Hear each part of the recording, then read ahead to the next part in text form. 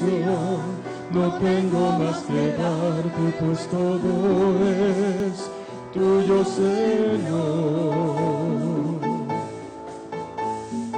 Tal como soy, Señor, sin nada que entregar más que el corazón, me entrego todo a ti, tómame, Señor, tal como soy. Acéptame como prenda de amor, como un sacrificio agradable en tu honor. Grato perfume, yo quiero ser, Señor. Acéptame como prenda de amor, como un sacrificio agradable en tu honor. Grato perfume, yo quiero ser, Señor. Tal como soy, Señor, sin nada que ofrecer más que mi canción. No tengo más que darte, pues todo es tuyo, Señor. Tal como soy, Señor, sin nada que entregar más que el corazón, me entrego todo a ti, tómame, Señor, tal como soy. Acéptame como prenda de amor, como un sacrificio agradable en tu honor. Grato perfume, yo quiero ser, Señor. Acéptame como prenda de amor, como un sacrificio agradable en tu honor. Grato perfume, yo quiero ser, Señor. Gracias, Jesús.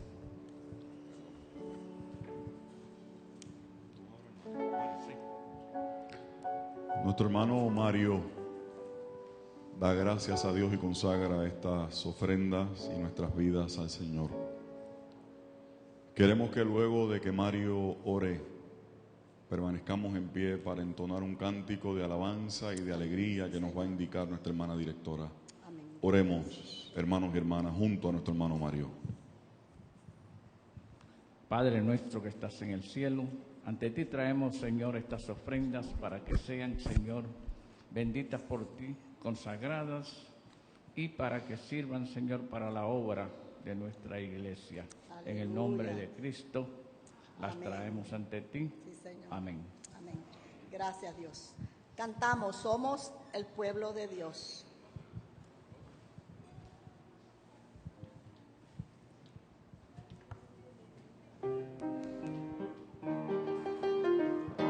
Dos veces solamente.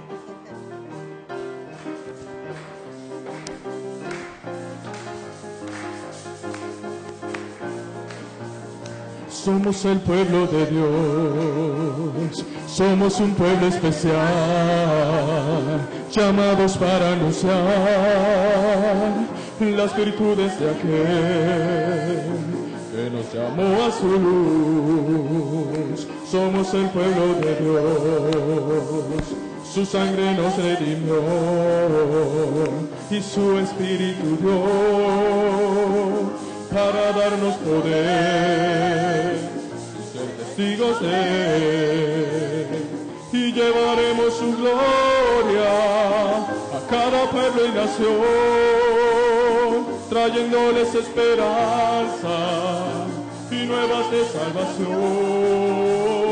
Si su amor nos impulsa, no nos podemos callar, anunciaremos al mundo su amor y verdad. Somos el pueblo de Dios, somos el pueblo de Dios, somos un pueblo especial, llamados para anunciar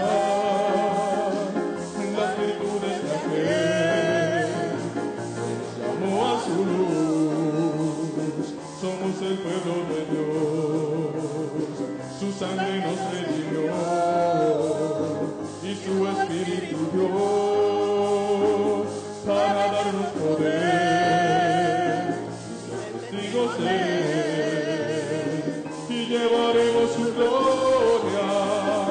cada pueblo y nación, trayéndoles esperanza y nuevas de salvación. Y su amor nos impulsa, no nos podemos callar, anunciaremos al mundo de su amor y verdad. Anunciaremos al mundo, anunciaremos al mundo de su amor y verdad. Una vez más, anunciaremos al mundo de su amor y verdad. Gloria al Señor. Pueden sentarse. Continuamos con el mensaje de la mañana por nuestro pastor Gamaliel Ortiz Guardiola, la Santa Cena y todo lo demás. Dios les bendiga.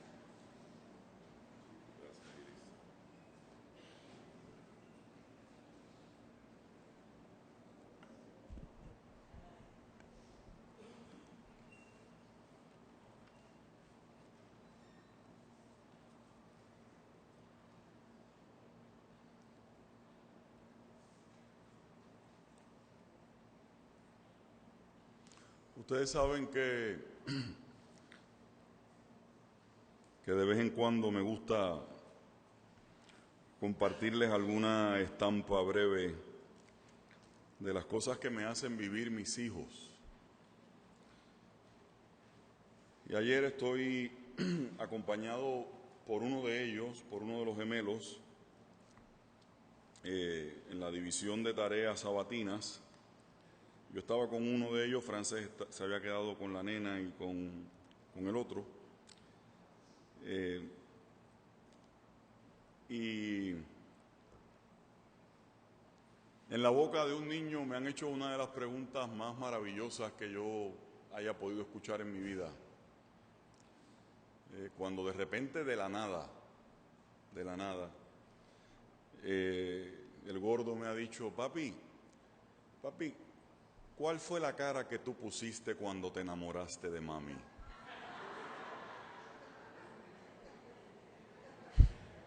Ya, mano.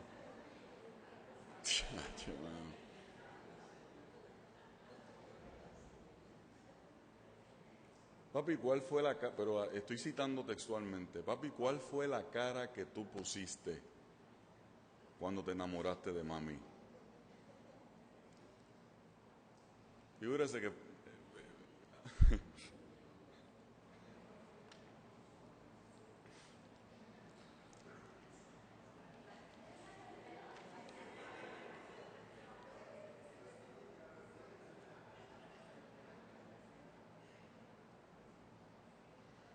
las primeras veces que Frances y yo nos vimos fue ella estando con un uniforme de voleibol y yo estando con la fatiga para jugar baloncesto.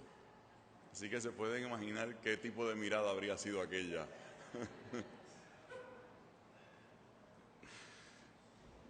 Qué barbaridad.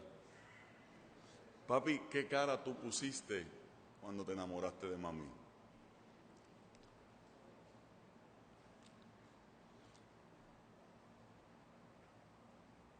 Y la realidad es que la pregunta de mi hijo, por descabellado que les pueda parecer a ustedes, me regaló la introducción del sermón de hoy.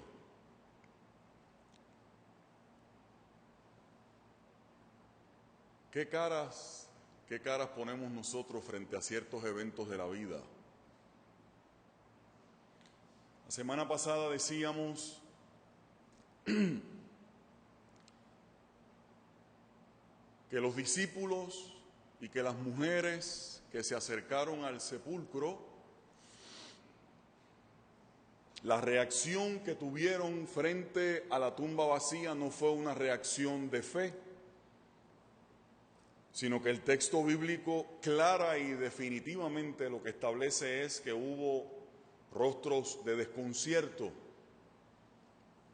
y que en la medida en que se iban dando los eventos en los que Jesús aparecía en diferentes escenarios y en las maneras en que el texto bíblico narra cómo la gente iba compartiendo con los otros la experiencia de haber escuchado En el caso de las mujeres, a los personajes, a los mensajeros divinos, haberlos visto y haberlos escuchado. En el caso de los caminantes de Emaús, el momento en el que finalmente pudieron comprender que les ardía el corazón mientras caminaba con ellos por aquella ruta. Decíamos el domingo pasado, y quiero volver a decirlo hoy, que la experiencia de llegar a tomar conciencia y fe en el evento de la resurrección como el evento que le daba sentido real y último a todo lo que ellos habían creído y esperado hasta ese momento, fue un proceso que no fue una fe que nació por combustión espontánea. Y hacía yo alusión a las palabras que Alexis le había dirigido a la iglesia cuando había dirigido el culto del domingo de resurrección. Porque ellos también pasaron por la perplejidad, por el desconcierto. Igualito, hermanos y hermanas, que hay experiencias de nuestra vida que lo único que producen es temor. Igualito que en la vida suya y la mía han habido experiencias determinadas que lo único que han producido son preguntas o eventos de la vida que han producido frustración, que han producido incredulidad, sentido de derrota, sentido de pérdida, sentido de despojo, de orfandad emocional, existencial y espiritual. Pues el escrito bíblico lo que nos dice es que antes de que ganara fuerza en la comunidad la conciencia sobre la resurrección, los discípulos pasaron por ese proceso, y las mujeres que eran discípulas también pasaron por ese proceso.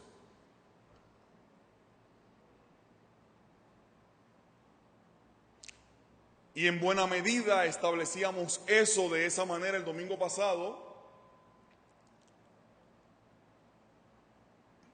porque nos interesaba que volviésemos a repasar el hecho de que muchas veces en nuestra propia vida, nuestros procesos de fe también son así.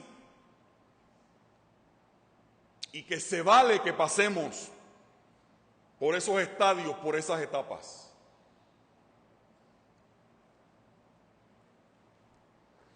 Pero eso tiene otra cara de la moneda, hermanos y hermanas, que me gustaría conversar un momento con ustedes en esta mañana, además de añadir algo sobre el texto que muy oportuna y atinadamente leyó nuestra hermana Iris en el capítulo 5 del propio Lucas. Estoy en Lucas igual que la semana pasada, igual que el domingo de resurrección estuvo el predicador también, con los caminantes de Emaús.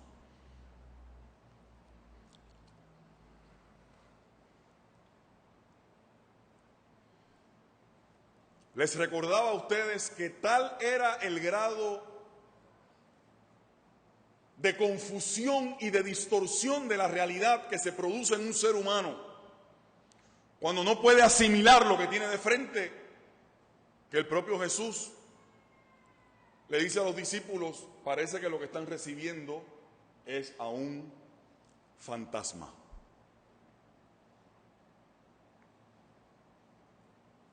Tal vez en psicología le llamarían a eso, ¿verdad?, estados alterados de la conciencia. Todavía me acuerdo de mi curso básico de psicología en la Universidad de Puerto Rico. Estados alterados de la conciencia. Y yo decía eso el domingo pasado, hermanos y hermanas, pero hoy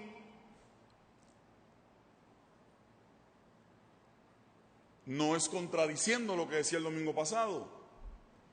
Pero hoy quiero decirle que aunque se vale pasar por esas etapas, lo importante en el texto bíblico, que el texto bíblico nos plantea, es que llegó un momento que hubo que dejar la perplejidad y hubo que dejar la confusión y hubo que dejar el sentido de derrota y el sentido de frustración para abrazar la fe en lo que estaba pasando. Y me gustaría mucho que en esta mañana, hermanos y hermanas, nosotros volviésemos a repasar y a auto desafiarnos, si usted quiere, lo quiere de esa forma, a auto mirarnos de los momentos de la vida en los que nos quedamos peligrosamente estancados en la perplejidad o en el desconcierto o en la incredulidad o en el temor o en el dolor o en la frustración o en la derrota o en la orfandad, porque el texto bíblico nos dice que ellos pasaron por eso, pero el texto bíblico nos dice que ellos llegaron a la otra orilla de ese estado emocional y alcanzaron entonces lo que había que alcanzar. Entonces, fíjense qué cosa más hermosa, que la fe es el proceso en el que pasamos, porque podemos pasar por todas esas etapas, pero al mismo tiempo es una invitación a que entendamos que no es para que nos quedemos estancados y estacionados permanente y dañinamente en una de ellas, sino que hay que siempre hay que procurar el avanzar al otro paso, el dar el otro paso, el caminar el otro paso.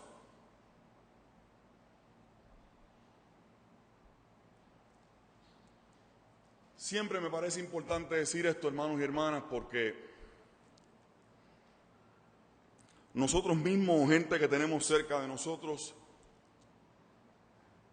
viven, es mi opinión, es mi observación de la realidad, viven con la tentación de quedarse atascados, anquilosados, estancados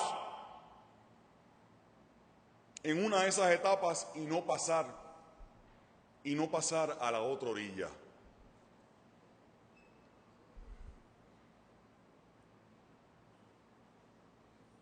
Por eso es que quiero unirlo a lo que leyó nuestra hermana Iris, porque en el lenguaje de Lucas 5 que leyó Iris ahorita, lo que les estoy diciendo, hermanos y hermanas, en arroz y en habichuelas, es que de los muchos bellos y ricos posibles significados que tiene la frase que Jesús le dio a los discípulos, este es uno de ellos. Hermanos y hermanas, abran los ojos y abran el corazón, porque hay momentos en los que no nos podemos quedar en esa orilla, sino que nos toca bogar mar adentro.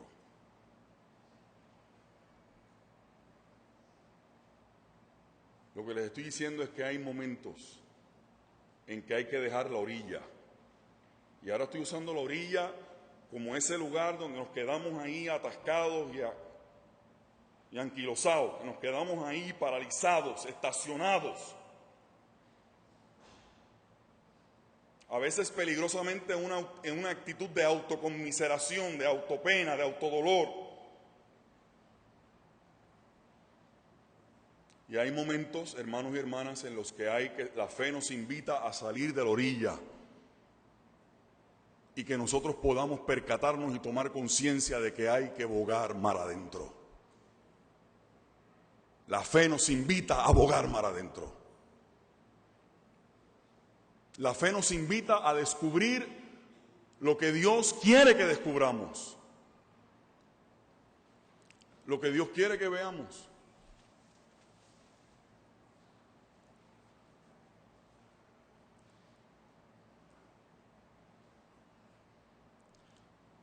Es curioso que todas las reacciones de los discípulos y de las mujeres están marcadas por el temor, por el miedo, por la duda. Y miren de qué manera tan fascinante la Biblia nos repite a nosotros lo mismo y nosotros no nos damos cuenta. El texto que cuando Iris nos entregó el orden de culto, yo volví a repasar el texto. Son de esos momentos en los que yo vuelvo a caer de rodillas frente a esta capacidad que Dios tiene para revelársenos. Y lo que necesitamos es estar un poquito enchufados, un poquito despiertos, con la batería puesta para darnos cuenta de las cosas tan bellas que Dios nos pone de frente para que las veamos. Porque son para bendecirte y para beneficiarse, para que tú te aprendas a mirar, para que te aprendas a mirar a ti mismo de otra manera. y veas la realidad con otros lentes. Fíjense lo que pasa en el texto que nuestra hermana, y reconozco que hoy estoy como un poco recapitulando, ¿verdad? De lo que viene desde el domingo de resurrección para acá. Dice que no voy a discutir el asunto de que estaban de noche, que se supone que era de noche que pescaran mucho y Jesús los mandó cuando no era la hora de la pesca. No voy a entrar en ese tajureo ahora con ustedes. Que es cierto, ¿verdad? Ellos estaban de noche y ellos sabían pescar. Eso era lo de ellos. Entonces llega que lo que sabía era de carpintería, a darle instrucciones a los pescadores. Yo me imagino los discípulos, pero, ¿sabes? Pero, ¿qué pantalón tiene este tipo, men? Si este tipo de lo que sabe, este tipo no sabe de esto. De hecho, el texto dice, en una de las versiones, que los que eran socios de Simón, y uno dice, bueno, pues eran socios, quiere decir que tanto sabían que hasta tenían como algún tipo de, ¿cómo se le llama eso ahora? Había algún tipo de pequeño empresarismo en el asunto, porque dice que eran socios del otro. Así que la gente sabía de lo que estaba. O le voy a ir yo a dar instrucciones a Miguel Toledo de cómo coger una imprenta. No le puedo dar instrucciones ni Erazo de cómo se pone una moldura en el salón de allí. Lo hace él, porque si me lo hago yo, estarían los adultos todavía reuniéndose aquí en la nave. Entonces Jesús le da instrucciones a los que saben. Entonces miren lo que pasa. Allá la pesca, ¿verdad? Dije que no iba a entrar en eso porque se da la pesca esta milagrosa e interesantemente, pero no puede ser una coincidencia, tiene que ser que es que está comunicando algo. El texto desde Lucas 5, estamos acá en la resurrección, el 23 y el 24, dice que cuando ellos vieron el resultado de la pesca, y hubo que llamar a los otros para que vinieran, y el texto se pone ahí como de lo más imaginativo, ¿verdad? Y que las dos barcas se hundían, y uno piensa, Dios mío, pero qué clase de pesca hubo tan extraordinaria. ¿Y qué es lo que dice el texto? Que los discípulos cayeron de rodillas por fe ante lo que habían visto. Eso es lo que dice. Yo se los voy a repetir, hermanos y hermanas, por si acaso se les olvidó.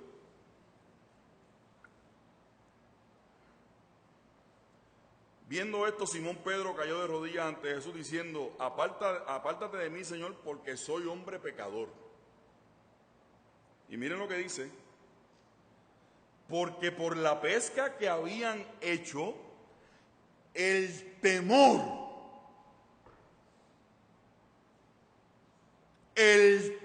se había apoderado de él y de todos los que estaban con él. ¿No se les parece eso a la historia de más al final? Fíjense que no dice que en ese momento tuvieron una gran fe por lo que habían visto.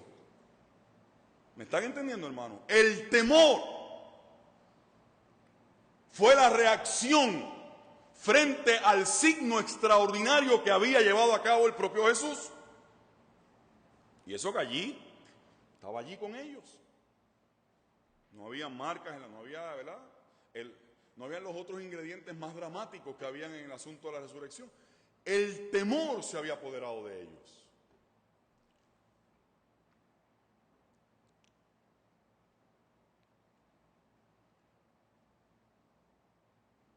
Miren a ver, hermanos y hermanas,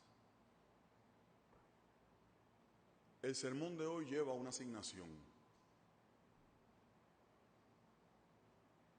Miren a ver, hermanos y hermanas, porque es que creo que le hago un flaco servicio a ustedes si yo intento, que tengo 2, 3 acercamientos a esta pregunta que yo le voy a hacer, pero perdónenme, le voy a dejar la pregunta.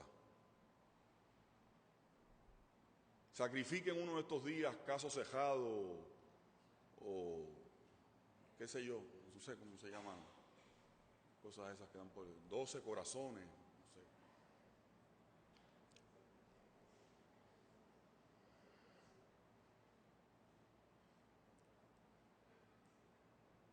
Brr.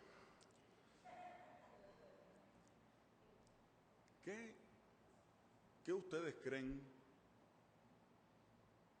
Estoy diciendo esto con la mayor seriedad desde este lugar santo. ¿Qué ustedes creen que nos dice eso a nosotros sobre nuestra naturaleza? Sobre nuestras maneras de entender la realidad, de acercarnos a la realidad.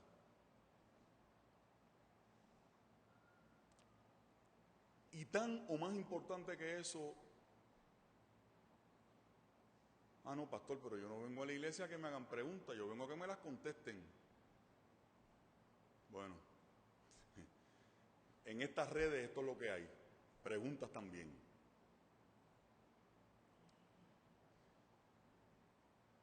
¿De qué maneras yo entiendo la forma en que Dios se me revela? Y para pegarlo con lo que es el mes, ¿de qué maneras yo entiendo la forma en que Dios me llama? ¿Cómo yo digiero, cómo yo proceso eso? Hagan el ejercicio. Yo pienso que van a descubrir cosas interesantes y cosas importantes.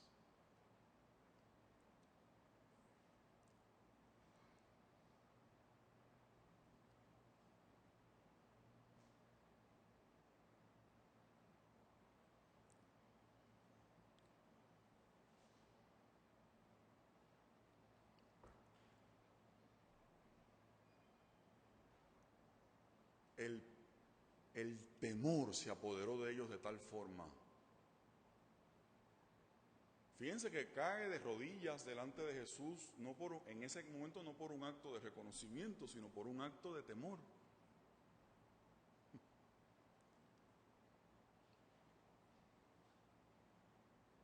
Voy a dejar esa parte ahí para no ponerme más incómodo.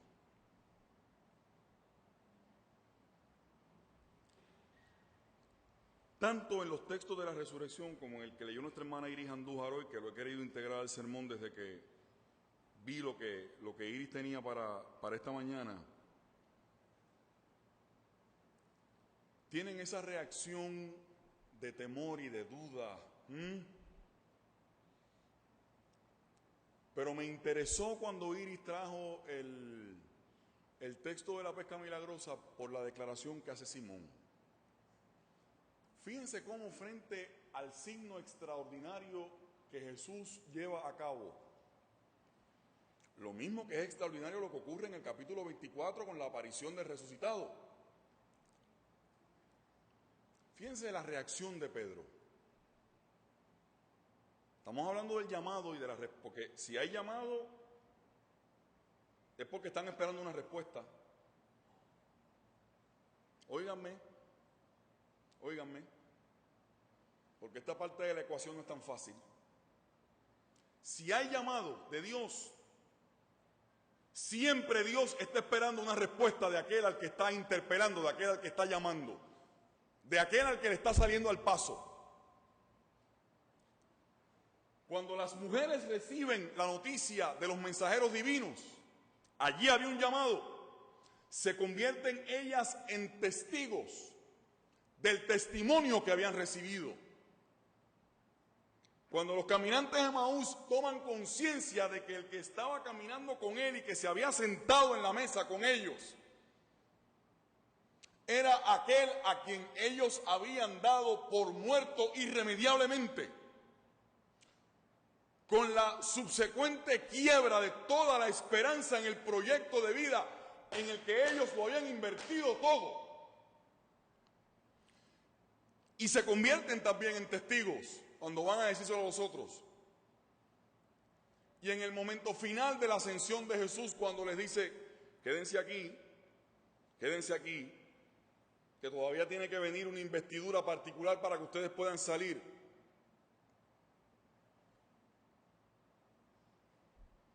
Fíjense cómo en Lucas 5 se recoge toda esa reacción con esas palabras de Pedro. Apártate de mí, Señor, porque soy hombre pecador.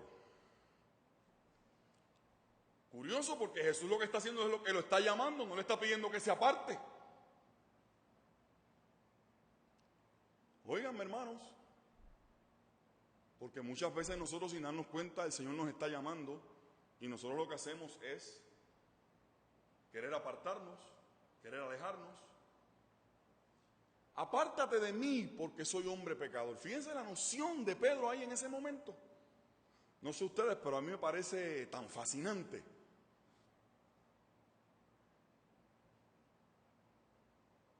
Pedro responde pidiéndole a Jesús que se aleje de él y él alejándose de Jesús.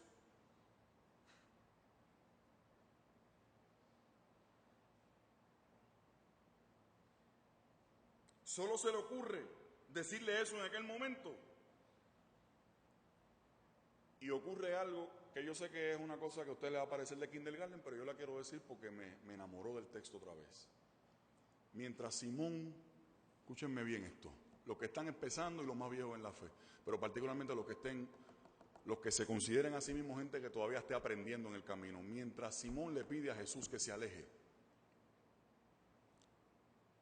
Jesús lo que hace es procurar acercársele más. Porque el Dios nuestro es un Dios que no se aleja de ti y de mí. Porque el Dios nuestro no es un Dios que se aleja de ti ni de mí por nuestra condición de pecador. Yo alabo el nombre del Señor por eso. El Dios nuestro no es un Dios que se aleja de ti y de mí por nuestra condición de pecador. Jesús se acerca y Él se aleja, pero Jesús sigue procurando acercarse a Él.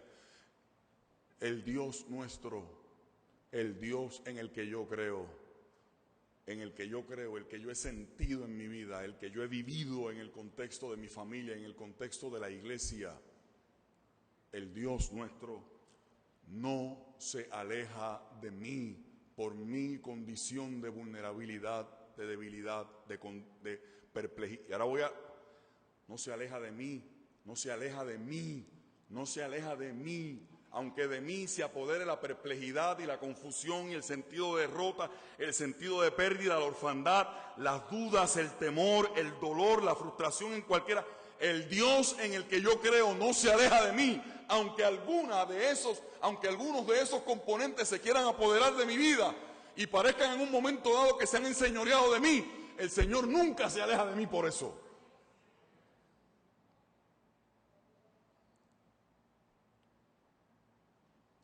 Miren, hermanos,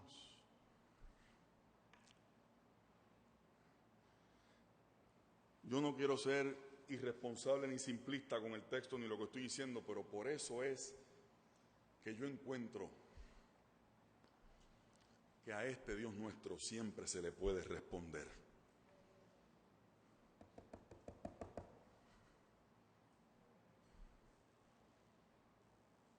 Los caminantes de Emaús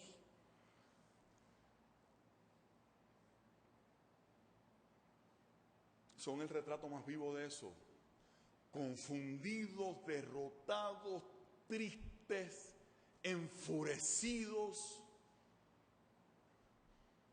abacorados emocionalmente, tumbados, con sus voluntades prácticamente castradas.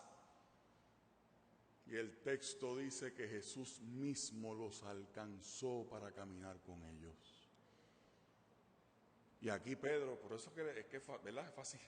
Y aquí Pedro dice, apártate de mí, Señor, porque soy hombre pecador.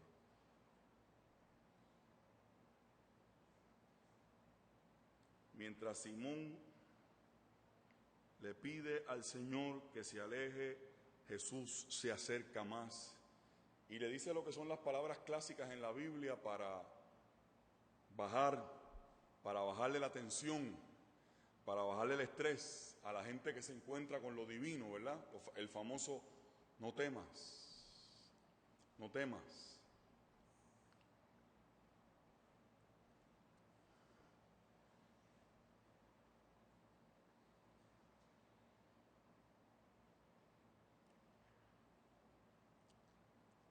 Y al igual que pasó con las mujeres testigos de la resurrección y con los discípulos allá en la resurrección, aquí también ocurre lo mismo, por eso es que los he querido juntar.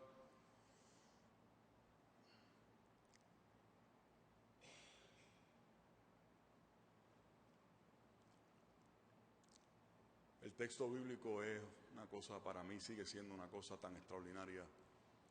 No empece la respuesta de temor que hay en los discípulos. Jesús los invita,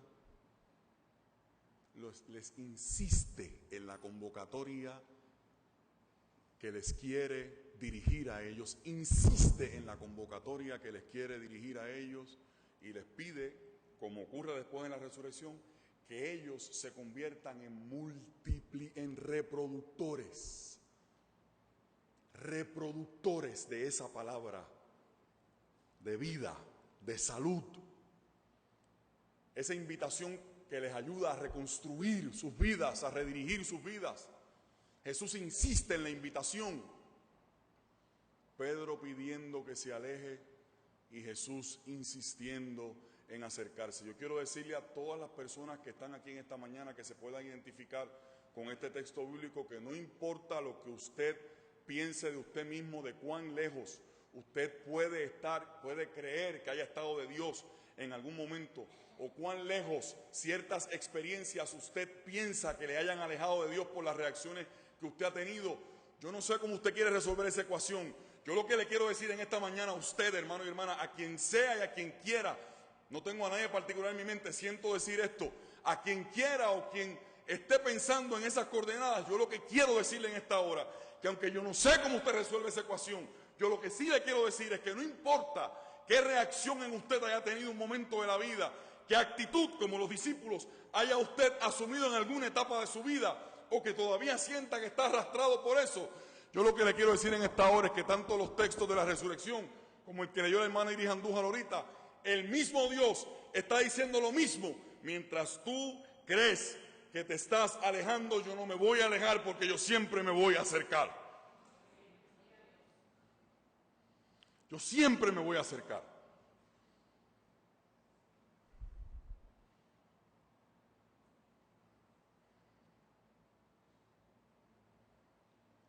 Y aunque de ti yo no obtenga la respuesta de fe de primera intención que pretendo, ustedes perdónenme, no estoy loco, pero me parece como si Dios me estuviese dando una caricia con eso, aunque la respuesta que Él obtenga de mí de primera intención no sea la que Él está esperando. A mí me produce salud y me oxigena la vida el saber que Dios, no importa cuál sea mi condición, como ocurre aquí en Lucas 5, Dios nunca va a optar por alejarse de mí. Apártate de mí, que soy pecador, y Dios sigue tocando a la puerta. Yo alabo el nombre del Señor, hermanos y hermanas, por eso. Yo alabo el nombre del Señor por eso, hermanos y hermanas.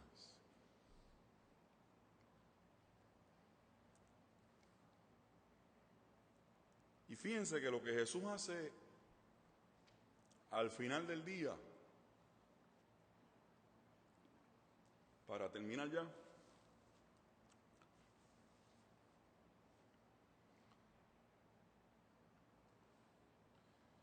fíjense que Jesús lo que hace al final del día con el asunto de ser pescador de gente, ¿verdad? Y allá en la resurrección, cuando les pide que se conviertan en propagadores de la noticia de la resurrección, recuerden que básicamente la fe a la que les invita Jesús en las apariciones de la resurrección y los mensajeros divinos es a que se conviertan en testigos de la resurrección. Básicamente es eso. Por eso es que más adelante el apóstol Pablo dice, si Cristo no hubiera, una sentencia categórica, si Cristo no hubiera resucitado, fuerte, ¿verdad? Vana, así es que dice Reina Valera, ¿verdad? Vana, hueca, amorfa, sin vértebra, sin sustancia.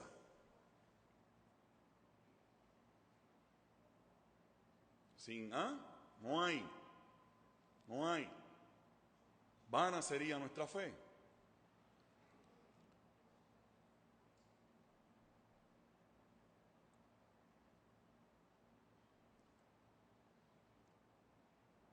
Hermanos y hermanas, con este énfasis del mes de que otro mundo es posible desde nuestra respuesta al llamado, lo que queremos es recordar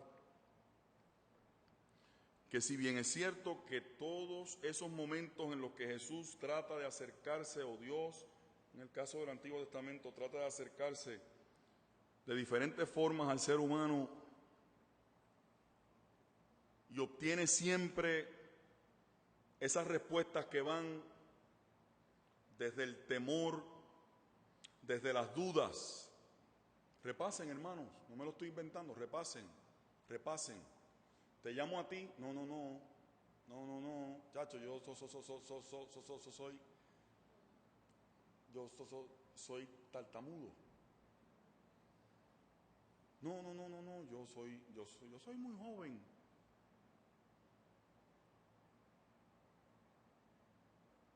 A mí que soy inmundo de labios. Hasta los corajes que tú quieres que yo vaya donde esa partida de degenerados y pervertidos de Nínive que lo que se merecen es quemarse en las pailas del centro del corazón, del ombligo, del infierno.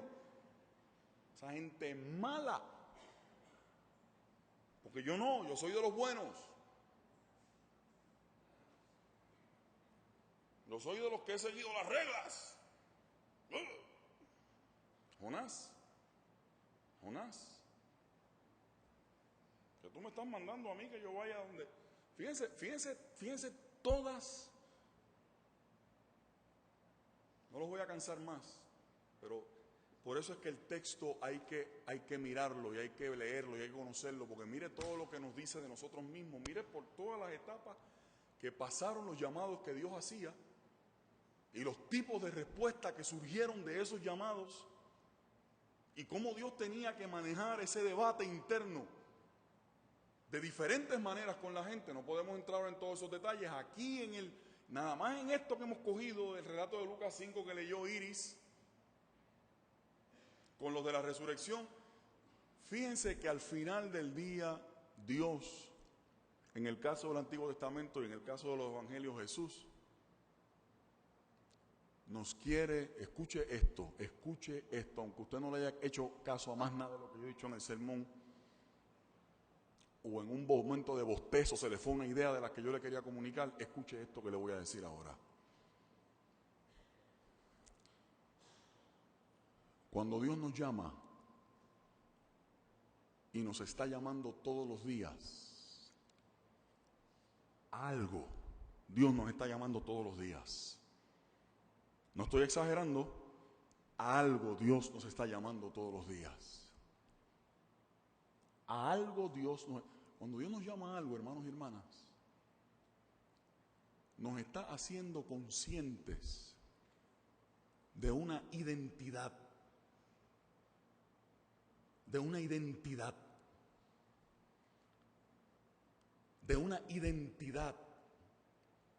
que está en ti y está en mí. Todo hijo de Dios, por causa de esa identidad, tiene un llamado y una convocatoria de parte de Dios.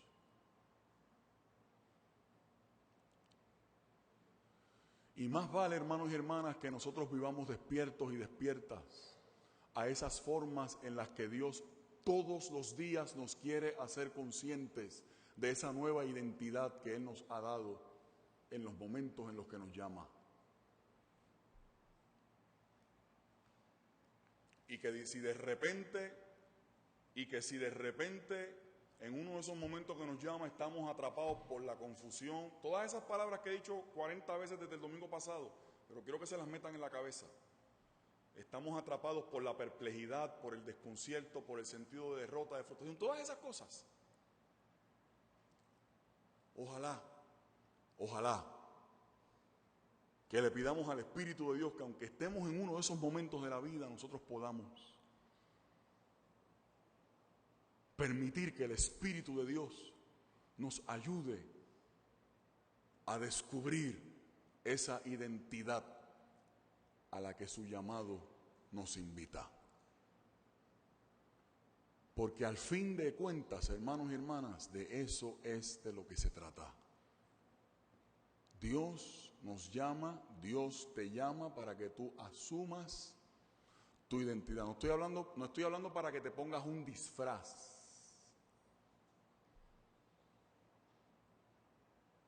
Me tengo que callar la boca ya porque vamos a hacer No estoy hablando para que te pongas un disfraz de un día, para que te pongas el disfraz de religioso un día. No estoy hablando para que te camuflajees por unas horas, de acuerdo al momento. Te estoy diciendo que Dios te llama para que te hagas consciente de la identidad que Él quiere darte, de la persona que Él aspira que tú seas. Esa es la identidad. De la persona que Dios aspira que tú seas.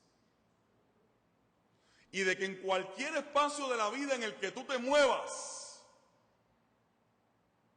aunque tú te creas alejándote, este Dios insistente y terco en su amor está decidido a seguir cerca porque te quiere hacer consciente del beneficio y de la bendición, de la ganancia de tú querer ser la persona que Dios quiere que tú seas.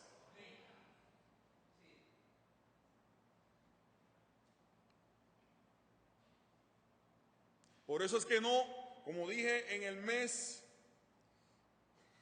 de febrero en un sermón, por eso es que es tan importante aquella machaca y aquella canción rayada de Pablo, no pretendo haberlo alcanzado ya. Sino que ¿qué? Sino que sigo en una actitud de búsqueda y de movimiento para buscar, para buscar ser aquello que desde el principio se diseñó que yo fuera. Entonces, por eso que dice, para asir aquello por lo cual yo también fui asido, para yo procurar aquello por lo cual Él me alcanzó a mí primero.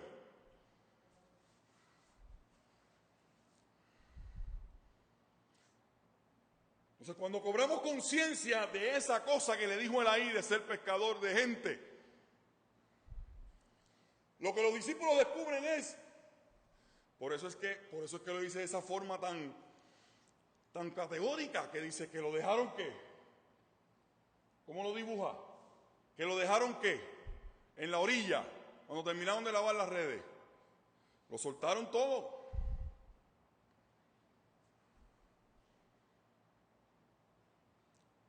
Cuidado, ¿verdad? Porque a veces he escuchado gente decir cosas absurdas sobre ese texto, ¿verdad? Que no fue que dejaron de trabajar y se convirtieron en unas vagonetas. Siguieron haciendo su vida porque había que llevar pan a la mesa, ¿verdad? Pero que lo dejaron todo fue que asumieron esa identidad. Asumieron esa identidad. Pastor, ¿qué es eso de la identidad? Yo quiero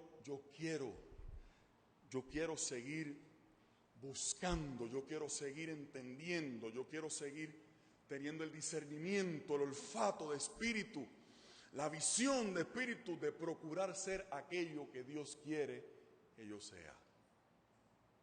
Eso es el llamado, hermanos. Y esa es la respuesta que Dios quiere. Que se te meta en las venas el tú querer ser la persona que Dios quiere que tú seas. Alabado sea el nombre del Señor. Por eso hay momentos, y para eso es necesario que entiendas que hay momentos que hay que salir de la orilla en la que te dejan todas esas reacciones que se valen por un ratito, se valen por un ratito, se valen por un ratito, se valen por un ratito, se valen por un ratito. Pero hay momentos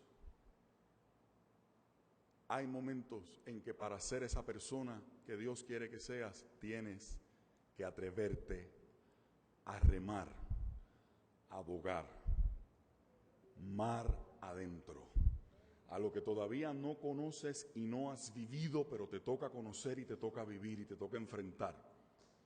Boga, mar adentro. Respóndele al Señor en esta mañana: yo contigo, con 1000 preguntas, a lo mejor con 1000 dudas, con 1000 recelos y reservas, pero yo contigo voy a bogar mar adentro. Que Dios nos bendiga, hermanos y hermanas.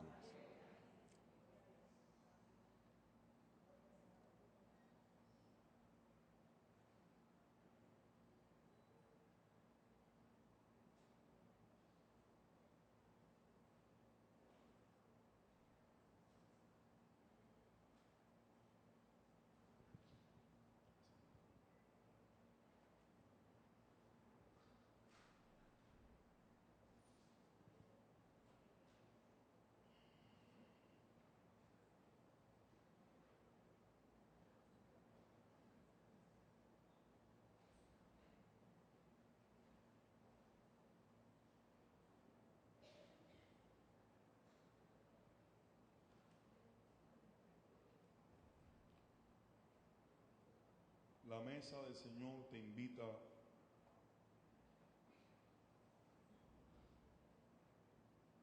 a que dejes, a que abandones, a que entiendas que de momento hay que salirse de la orilla y hay que meterse más adentro, a descubrir eso que Dios quiere para la vida nuestra, para la vida tuya, para la vida mía.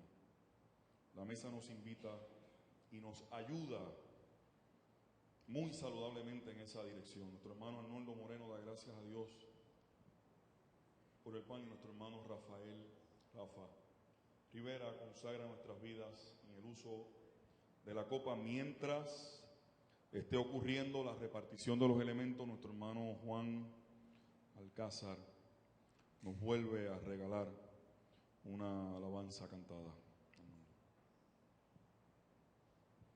Mi buen Señor, Dios de infinita gracia y misericordia, te alabamos y te bendecimos en esta mañana, porque eres un Dios cercano, porque nunca estás lejos, porque eres ese Dios que ante nuestras sorpresas, nuestros momentos de maravillados por tu cosa, nos permites las preguntas. ¿Y esto qué quiere decir? Nos hace, Señor, que nosotros podamos preguntarte, sabiendo que tu respuesta está cercana y está atento, Señor, a todas nuestras preguntas y a nuestras quejas. Yo te doy gracias, Señor, porque la mesa es un buen lugar para hacerte preguntas. Y la mesa es un buen lugar, Señor, para retratarnos y ver lo cercano que tú estás y discernir lo lejos que podemos ir contigo a caminar, como ha dicho el varón tuyo en esta mañana, mar adentro. Yo te doy gracias, Señor, por